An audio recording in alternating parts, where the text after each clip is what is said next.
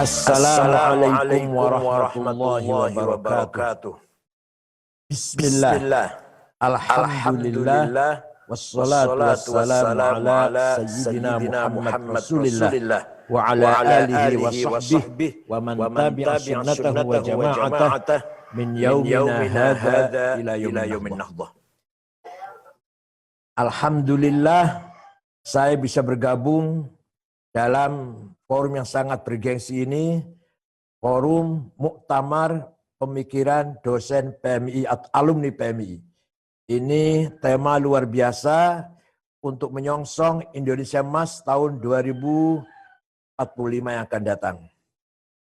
Forum ini forum sangat bergengsi, di mana pertama kita silaturahim mempertemukan para dosen yang mempunyai otorita keilmuan di perguruan tinggi, baik itu perguruan tinggi Islam maupun perguruan tinggi umum.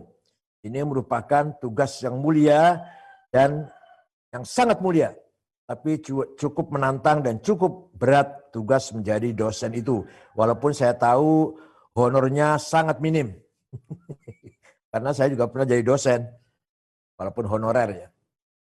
Yang kedua, forum ini jelas arahnya yaitu untuk meningkatkan kualitas para dosen, supaya para dosen ini bukan hanya rutinitas mengajar, hadir, absen, mengajarkan apa yang ada, seadanya, kemudian selesai. Itu yang tidak kita harapkan. Tapi penuh dengan inovasi, penuh dengan bagaimana mengkondisioning ajaran-ajaran Islam terutama untuk menghadapi tantangan zaman ini. Itu disebut dalam tasawuf namanya ilmul ahwal. Memahami situasi.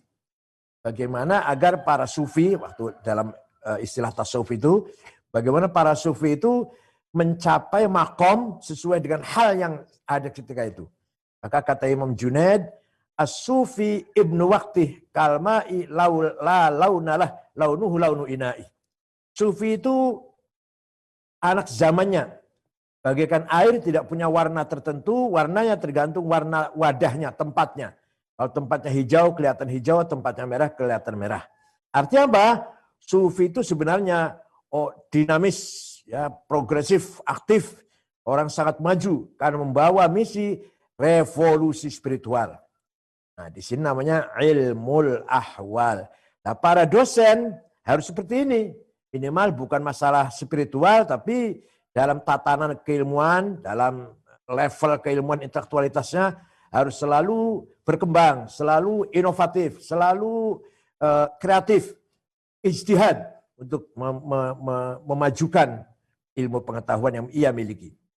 Nah, menyinggung dalam hal ini, saya ingin menyampaikan atau saya ingin mengutip ayat Quran, Inna aradnal amanata 'alas samawati wal ardi wal jibal fa'abaina ayyahmilnaha washfaqna minha wa hamal insan innahu kana zaluman jahula. Saya tawarkan amanah kepada langit, bumi, gunung. Mereka menolak dan ngeri untuk menerimanya. Manusia menerima. Padahal manusia itu berpotensi sangat zalim, sangat menyimpang, dan sangat dungu, sangat tolol. Bukan hanya dungu, bukan hanya menyimpang, sangat. Zalum, jahul. Bukan zalim dan jahil. Zalum, jahul. Sangat berpotensi, sangat menyimpang, zalim, dan sangat dungu, tolol atau bodoh. Apa itu amanat yang ditawarkan oleh Allah kepada langit, gunung, bumi, tapi mereka menerima, mereka menolak karena ngeri, takut tidak mampu menjalankan amanat tersebut? Adalah ada dua amanah. Pertama, amanah ilahiyah samawiyah, muqaddasah. Amanah yang bersifat ilahi dari langit, sakral, muqaddas. Apa itu isinya? Yaitu agama. Nomor satu, kita dalam kehidupan ini mengemban amanat, menerima amanat agama. Nah, agama itu isinya dua. Satu, akidah, rukun iman, gampangannya gitu. Dua, keyakinan, berkaitan dengan keyakinan. Dua, syariah, berkaitan dengan ritual ibadah. Bagi warga NU, bagi kita NU ini, Akidah dan syariah sudah selesai. Sudah nggak usah diperdebatkan lagi. Akidahnya ikut Imam Asy'ari sifat 20 itu, dan syariahnya ikut Imam Syafi'i. Selesai sudah. Nggak usah dibincangkan di kenapa, mengapa, harus bagaimana. Sudah selesai. Ikuti saja Imam Asy'ari, ikuti saja Imam Syafi'i. Selesai itu. Ada syariah kita. Oleh karena itu, bagi dosen agama yang mengajar agama di fakultas yang bukan jurusan agama, dosen agama ngajar di fakultas teknik misalkan, tidak usah berbanyak-banyak bincang akidah syariah. Cukup 2 kali pertemuan. Mengenalkan rukun iman, mengenalkan rukun Islam, selesai. Kecuali usuluddin, itu memang bidang akidah, filsafat, pemikiran, mendalam itu, perbandingan madhab, firqah juga, Ahlussunnah, Mu'tazilah, Syiah, Khawarij dan sebagainya. Kecuali jurusan fikih, jurusan tafsir hadis, itu mendalam perbandingan agama, Hanafi, Maliki, Syafi'i, Hambali, itu terserah itu. Itu harus mendalam itu. Yang jurusan akidah dan syariah, yang jurusan usuluddin dan syariah. Tapi kalau dosen yang mengajarkan di fakultas agama Islam, di fakultas yang bukan yang umum, yang bukan agama, teknik misalkan, hukum misalkan, tidak usah bicara banyak-banyak tentang akidah dan syariah. Cukup 2 kali. Kenapa? Kalau ini diperbanyak, nanti isinya apa isinya? Surga, neraka, Islam, kafir, lurus, benar, sesat.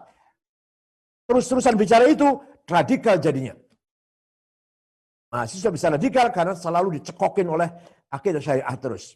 Oleh karena itu sekali lagi, amanah yang pertama yang bersifat ilahiyah, samawiyah, yang namanya agama itu berisi 2, akidah dan syariah. Dalam Quran, hadis sudah cukup dijelaskan bagaimana kita harus berakidah, beriman, dan bagaimana harus bersyariah, beribadah. Itu sesuai dengan tuntunan Quran dan hadis. Kita taklid pada Imam Asy'ari dalam akidah, kita taklid pada Imam Syafi'i dalam syariah. Sudah cukup, final sudah. Tidak usah diperbincangkan lagi. Bagi kita NU ya. Nanti kalau ada perdebatan ya jangan dosen umum yang berdebat, kita-kitaan yang maju kalau dipermasalahkan. Yang kedua, amanah yang kedua adalah amanah insaniyah, duniawiyah lah gitu, ardiyah, insaniyah, ijtihadiyah, duniawiyah. Amanah yang kedua, amanah yang bersifat profan, bersifat kreativitas, bukan agama, tidak sakral, tidak dari langit, tapi dari manusia sendiri. Nah ini membutuhkan kecerdasan yang maksimal. Di sinilah wilayah kita ijtihad. Di sini kita wilayah mengembangkan kecerdasan kita, memperluas kreativitas kita yang bersifat ardiyah atau profan ini. Nah ada 2. Isinya ada 2. Bahasa Arab ada 2. Kalau bahasa Indonesia barangkali cuma 1 itu. Bahasa Arabnya ada 2. 1, thaqafah. 2, hadarah. Thaqafah adalah keberhasilan, kemajuan di bidang scientific, di bidang culture. Bicara masalah scientific dan culture, maka para dosen dari PMI ini harus menguasai, tidak boleh ketinggalan dengan alumni ormas yang lain. Alumni PMI harus menguasai teknologi untuk menyongsong masa keemasan Indonesia Emas tahun 45 ini. Kalau kita lihat dulu, kita enaknya cerita dulu ya, kalau cerita sekarang ngeri. Cerita dulu paling enak. Dulu 800 tahun, 8 abad Islam memegang peradaban. Islam memegang kiblatul thaqafah, menjadi kiblat yang peradaban. Ketika Baghdad dan Spanyol bersaing antara timur dan barat, timurnya Baghdad, baratnya Spanyol waktu itu, dua-duanya Islam. Membangun peradaban yang mewarnai dunia, yang menguasai dunia. Waktu itu Eropa masih tidur, Cina masih tradisional, di mana-mana bangsa masih tradisional. Islam sudah maju luar biasa. Bagaimana para ulama, para pemikir, para teknokrat telah sudah mencapai kemajuan-kemajuan teknologi yang luar biasa. Bagaimana Hasan bin Haytham sudah bermimpi atau bercita-cita ingin membangun bendungan Sungai Nil sebelum Jamal Nasir mempraktekkan bikin bendungan Sungai Nil itu Hasan bin Haytham sudah punya angan-angan Sungai Nil harus ada bendungan air Sungai Nil. Dan beliaulah orang pertama kali yang menggagas optik kacamata. Itu Hasan bin Haytham di Mesir. Belum lagi Ibnu Sina, Al-Farabi, Al-Kindi, Al-Amiri. Siapa lagi? Orang-orang Mu'tazilah juga pinter-pinter. Abdul Jabbar, Ibnu Ibad, Al-Ghazali, ibaratnya Ibnu Rushd, Ibnu Hazm, Ibnu Masarrah, Ibnu Barajan, Ibnu Qissi, Ibnu Arif. Itu orang pinter-pinter semua itu. Di bidang apapun lah. Ada yang bidang teknologi tertentu. Sampai ada yang menggagas terbang dari Spanyol. Namanya Abbas bin Farnas. Dicoba berhasil 1, 2, 3 kali. Akhirnya keempat kali terbang terlalu lama. Jatuh, mati. Orang pertama kali terbang. Orang pertama kali menggagas kompas, buslah, navigasi, alat navigasi. Ahmad bin Majid. Itu dari Jeddah, orang Jeddah itu. Bagaimana asal mulanya untuk mencari kiblat ketika berada di tengah laut atau di tengah padang pasir. Lama-lama menjadi alat navigasi. Vasco da Gama, pelancong dari Portugis. Ketika mengarungi laut sampai ke Afrika itu, sampai tahun 1455 menginjakkan kakinya ke kota Calicut, India Barat, itu menggunakan alat navigasi ciptaan Ahmad bin Majid. Itu luar biasa itu.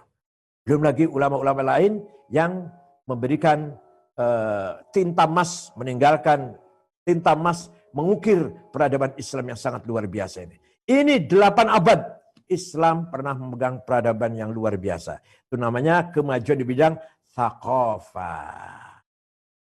Nah, di sini Al-Quran juga memberikan tuntunan kepada kita semua bagaimana membangun manusia yang berthaqafah itu. Pertama, wallazi ba'atsa fil ummiyina rasulan minhum yatlu 'alaihim ayatih. Orang yang akan menjadi mutsaqaf, orang akan menjadi orang beradab, orang muslim akan menjadi beradab harus yatlu 'alaihim ayatih. Syukur hafal Quran, tidak membaca Quran dengan benar. Pandai baca Quran dengan benar. Yatlu 'alaihim ayatih. Memalukan kalau dosen alumni PMII baca Qurannya perentang-perentong, belepotan, memalukan dong. Kalau dosen dari ormas lain terserah, karep-karep mukono. Kalau dosen itu dari PMII, kok baca Quran, dalil ayat Qurannya belepotan, memalukan, menjijikkan.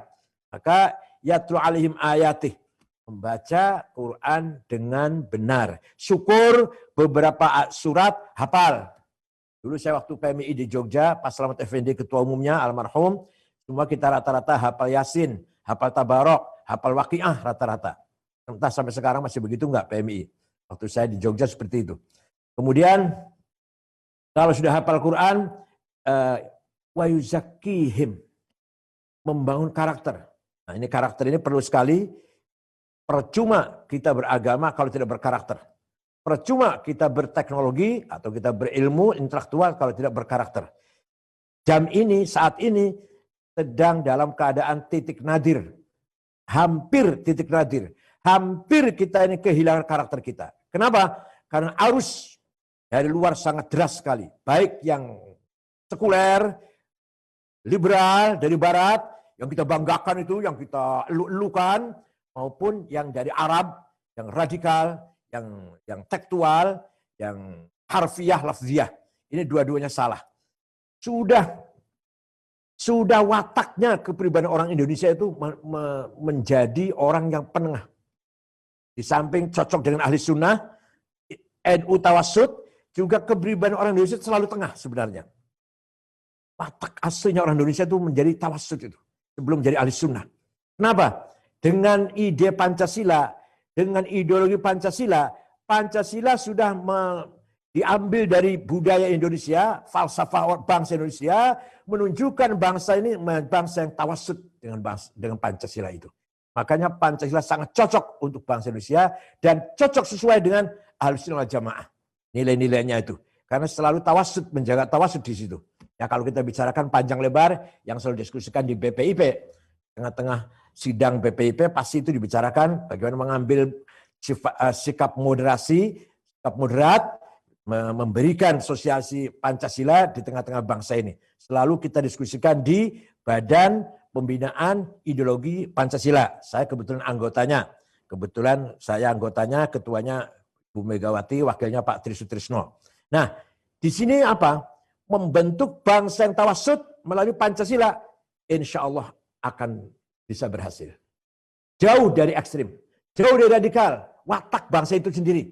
Sebelum kita bicara ahli sunnah wal jamaah, watak bangsa sendiri, bangsa yang tidak radikal atau menolak radikal, menolak ekstrim, apalagi teror, itu bangsa Indonesia. Wa yazakihim, bisa mengarahkan, bisa membentuk, bisa memoles nafsu kepentingan seseorang dari tamak, rakus, ambisius menjadi positif, menjadi cita-cita, menjadi kemauan yang positif, itu namanya membangun karakter. Karakter itu lahirnya dari hawa nafsu. Tapi kalau dipoles, dikemas, diisi dengan nilai-nilai luhur, maka tidak menjadi hawa nafsu, tidak menjadi interest, bukan ambisius, bukan tamak dan rakus, tapi menjadi himmah dan azimah. Itu namanya tazkiyatun nafs dalam bahasa Arab. Ya. Kemudian kalau sudah, wa yu'allimuhumul kitab. Sudah baca Qur'annya bagus, tazkiyatun nafs, karakter terbentuk, baru skill dan teknologi. Wa yu'allimul kitab. Di sini kelebihannya kita ini. Kalau jangan diharap, kalau skill dulu baru karakter, jangan diharap sukses itu. Jangan diharap sukses. Maka alhamdulillah kita punya pesantren. Pesantren itu pertama kali yang ditekankan adalah tazkiyatun nafs dulu. Membentuk karakter dulu. Akhlakul karimah dulu. Nah, baru ilmu pengetahuan. Oleh karena itu, dosen yang mengajarkan agama di fakultas umum, di fakultas yang bukan agama, yang diperbanyak adalah berbicara akhlakul karimah. 14 kali pertemuan. 2 kali pertemuan akidah dan syariah, 12 kali pertemuan akhlak. Birrul walidain, ta'ziyatul mauta, i'yadatul marda, silaturrahim, ighatsatul lahfan, imatatul adza 'anit thariq, dan seterusnya lah. Bagaimana kebaikan-kebaikan ta'awun ma'al ba'd, kerjasama, gotong royong, saling menghormati, tawassut, tasamuh juga termasuk akhlak itu, termasuk akhlak. Jadi silaturahim, bakti orang tua, menolong orang susah, ikramud duyuf, menghormati tamu, ikramul jiran, menghormati tetangga, siapapun tangganya itu, siapapun tamunya itu, muslim non muslim, tetangga siapapun, muslim non muslim, harus kita hormati, dia punya hak harus dihormati oleh kita. Itu 12 kali pertemuan diberikan kepada mahasiswa oleh dosen PMI ini. Yang teologi tadi hanya 2 kali pertemuan saja. Seterusnya, mari pembentukan karakter dengan memberikan akhlakul kalimah. Yang gampang baca saja Syu'abul Iman. Kitab Syu'abul Iman itu. Bahwa iman itu dimulai dengan kalimah La ilaha illallah di akarnya. Terus sampai berkembang di puncaknya adalah imatatul adza 'anit thariq. Membersihkan jalan yang kita lewati. Itu pucuknya iman. Cabang paling kecil itu. Yang paling dasar la ilaha illallah. Di antara la ilaha illallah dan imatatul adza, lah ini 77 cabangnya iman, akhlakul karimah. Ini yang harus disampaikan selalu oleh dosen yang mengajarkan agama di fakultas yang bukan agama. Kalau yang agama silahkan. Yang bukan agama. Oleh karena itu menghindari apa? Menghindari kalau terus-terusan teologi yang disampaikan nanti dikira agama itu cuma itu. Agama itu hanya akidah syariah. Ketika itu radikal jadinya. Lama-lama teroris, lama-lama jadi teror. Karena surga, neraka, kafir, Islam, Islam, kafir, dolal, sesat, hak, batil. Terus itu aja yang diberikan. Pahala, siksa. Itu yang diberikan, lama-lama radikal. Dikira Islam itu cuma itu. Dikira Tuhan itu hanya Tuhan yang akan menyiksa. Tuhan yang menyediakan neraka. Hanya itu. Tidak ada ajaran Tuhan yang menyampaikan kemanusiaan, gotong royong, kebersamaan. Tidak ada. Adanya cuma Tuhan, Allah itu Tuhan yang menyediakan neraka doang. Nanti gitu nanti. Kalau yang disampaikan terlalu banyak tentang akidah syariah di fakultas yang bukan agama. Nah, akhlakul karimah itu yang 77 cabang itu, kalau saya ringkas, Kalau kita ringkas dalam satu kalimat, itu menjadi 3 saja. Apa? Husnul muasyarah, membangun kebersamaan yang baik. Husnul muamalah, membangun interaksi yang baik. Husnul musyarakah, membangun pergaulan yang baik. Dah, itu. Pada dasarnya, akhlakul karimah itu, apa sih? Husnul muasyarah, husnul muamalah, husnul musyarakah. Kalau sudah hubungan baik antara pemerintah dan rakyat, rakyat dan pemerintah, orang tua dan anak, anak dan orang tua, masyarakat bersama satu sama lain hubungan dengan baik, interaksi dengan baik, jujur, tidak ada bohong, tidak ada korupsi, tidak ada kezaliman. Selesai sudah itu. Seperti yang sudah kita lihat di negara-negara yang mampu menjalankan ini semua. New Zealand misalkan. Teologinya salah, menurut kita ya, menurut kita lah. Teologinya nggak benar. Akidahnya nggak benar, syariahnya nggak benar, tapi karakternya luar biasa, tapi akhlaknya luar biasa. Maka mereka bermartabat. Swedia, Swiss, atau Jepang, teologinya nggak benar lah menurut kita loh ya. Korea Selatan, tapi mereka mencapai kemajuan, bermartabat, karena mereka akhlaknya baik. Tazkiyatun nafsnya berhasil, maka kita pun kagum dengan mereka.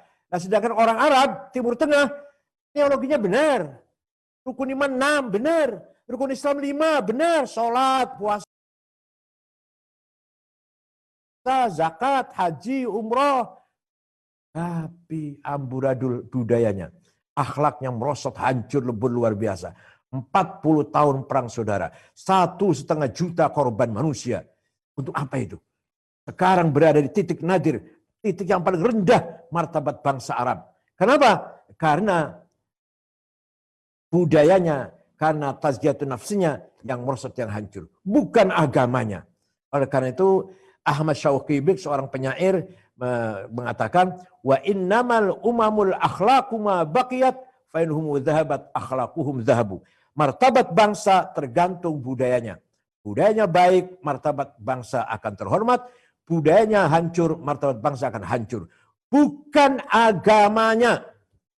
Martabat bangsa bukan agamanya, bukan akidahnya, bukan syariatnya, tapi budayanya. Wa innamal umamul akhlaqu ma baqiyat. Budayanya baik, martabat bangsa baik. Budayanya hancur, martabat bangsa hancur. Walaupun agamanya benar, walaupun akidah syariahnya benar. Itulah yang kita maksud dengan thaqafah. Kemudian hadarah. Welfare. Bagaimana agama Islam memberikan amanat kepada kita semua, amanat yang bersifat profan ini, kita harus maju, harus sejahtera, harus kaya lah, udah gampang bacanya. Kita harus kaya, harus menguasai alam ini. Apalagi Indonesia yang kaya raya. Luas Indonesia ini 2 kali Eropa. Eropa 41 juta kilometer, Indonesia 82 ribu juta kilometer. Panjangnya pantai nomor 2 setelah Kanada. Apa saja di kita ini ada. Mau apa saja ada. Yang gak ada di luar di kita ada. Tapi kenapa rakyatnya masih miskin? Baik itu miskin struktural maupun miskin kultural. Karena tidak ada pemerataan. Pertumbuhan yang kita dengar, sering kita dengar pertumbuhan ekonomi 6%, 5%, 5,5%, 6%, 6,5%. Siapa yang tumbuh itu? Yang tumbuh itu siapa? Bukan rakyat kecil. Bukan, mohon maaf, namanya Dulkahar, Madrais, Dulkipli namanya lah. Jumadi, Solikin. Yang tumbuh itu konglomerat. Maka alam semesta yang kaya raya ini hanya dinikmati oleh segelintir orang. Itu saja. Quran telah memberikan kepada kita semua. Kaila yakuna dulatan bainal aghniya'i minkum. Jangan sampai kekayaan ini hanya dinikmati oleh orang tertentu, kelompok tertentu. Itu saja. Ada perusahaan yang menguasai 5 juta hektar. Tapi warga NU banyak yang tidak punya sejengkal tanah pun. 4 orang kaya sama kekayaan dengan 100 juta orang. 50 orang kaya konglomerat. Tidak ada satupun warga NU. Ini perlu kita pikirkan. Bahwa Islam tidak seperti itu. Islam sebenarnya dinul hadarah. Agama yang mendorong kita supaya welfare, sejahtera, kaya, menguasai alam semesta ini, menguasai materi untuk kita semua. Bahkan banyak sekali ayat Quran lah, kalau saya keluarkan banyak sekali. Huwallazi ja'alakum ardzalulan famshu fi manakibiha wa kulu min rizqihi. Allah mempaparkan bumi ini untuk kamu. Silakan dikelola, silakan diambil rezekinya, diambil manfaatnya untuk kamu sekalian. Jadi bumi alam semesta ini dijadikan oleh Allah untuk kamu, wahai orang Islam. Maka dzalika katamna fi Zabur annal arda yarithuha ibadiyas salihun. Narithuha ibadiyas salihun. Yarithuha ibadiyas salihun. Bumi ini untuk orang soleh. Bumi ini untuk hamba-hambaku yang soleh. Bukan hamba-hambaku yang kurang ajar. Banyak ayat Qur'annya lah, banyak sekali kalau kita sebutkan. Walhasil, kesimpulannya apa yang saya sampaikan. Pemahaman agama Islam harus utuh. Islam, dinul aqidah, wasyariah. Itu amanah ilahiyah, samawiyah, muqaddasah. Tapi juga Islam, dinul thaqafah, wal hadarah. Agama peradaban dan kebudayaan. Oleh karena itu, terakhir, garis besarnya, atau bukan garis besar, garis pemungkasnya adalah wal hikmah wa yu'allimuhumul kitaba wal hikmah. Setelah kita menguasai teknologi, kita harus masuk ke dalam wilayah wisdom. Nah, ini memang untuk masuk ke wilayah ini sudah orang khawas namanya. Sudah level khawas, mustawal khas, bukan untuk umum sebenarnya. Tapi oke lah, kita bicarakan wisdom ini adalah nurun yakdzifullah ala qalbi man yasha. Cahaya dari Allah yang dipancarkan kepada hambanya yang ia kehendaki. Tidak semua orang mendapat nur itu. Tidak semua orang. Siapa yang Allah kehendaki, itulah yang diberi nur langsung. Direct illumination dari Allah. Tanpa belajar. Tanpa cari di kitab. Bukan dari hasil baca buku. Bukan dari hasil kuliah di bangku kuliah. Atau ngaji di bangku pengajian. Tapi dari Allah langsung. Itu yang namanya nurun mubashir yakdzifullah ala kulli syai. Itulah hikmah, itulah wisdom. Nah, syukur dosen alumni PMI sampai ke wilayah hikmah. Menguasai teknologi, punya karakter, membaca Quran dengan baik dan bagus, mempunyai visi misi ke depan dengan thaqafah dan hadarah, kemudian terakhir mempunyai wisdom. Ini kekuatan kepribadian seorang dosen yang luar biasa kalau seperti ini. Ya, kiai-kiai kita walaupun kelihatan tidak intelek, saya sangat kagum dengan Kiai Haji Mahrus Ali Kediri. Tidak takut kepada siapapun, tidak segan kepada siapapun. Itu Kiai Mahrus Kediri itu. Tidak punya perasaan takut kepada siapapun kecuali kepada Allah. Dan tidak pernah segan dengan siapapun. Mau profesor, mau doktor, mau jenderal, nggak segan sedikit pun. Kiai Wahab barang seperti itu. Tapi Kiai Wahab saya nggak tahu sendiri ya. Kiai Hashim saya nggak tahu. Kalau Kiai Mahrus saya tahu sendiri. Karena saya muridnya. Begitulah Kiai Ali Maksum Krapyak Jogja. Tidak pernah segan dengan siapapun. Tidak pernah risih dengan siapapun. Tidak pernah takut ragu-ragu dengan siapapun. Kenapa? Ya karena dia sudah punya hikmah. Sudah masuk ke wilayah hikmah. La yakhafu laumata laim. Tidak takut kepada komentar siapapun. Likai la ta'sau ala ma fatakum wala tafrahu bima atakum. Dipuji tidak sombong, gagal dicaci maki tidak minder. La khaufun 'alaihim wa la hum yahzanun. Tidak ada rasa cemas dan tidak ada rasa sedih, enggak ada. Itulah barangkali sudah kelasnya kelas wal hikmah. Saya kira itu saja, mudah-mudahan manfaatnya, mudah-mudahan mohon maaf karena apa yang saya sampaikan tidak tertulis, tapi itulah apa yang bisa saya sampaikan, mudah-mudahan ada manfaatnya. Mohon maaf, syukran wa dumtum fil khairi barakati wan najah. Wallahu muwaffiq ila aqwamit thoriq. Wassalamualaikum warahmatullahi wabarakatuh.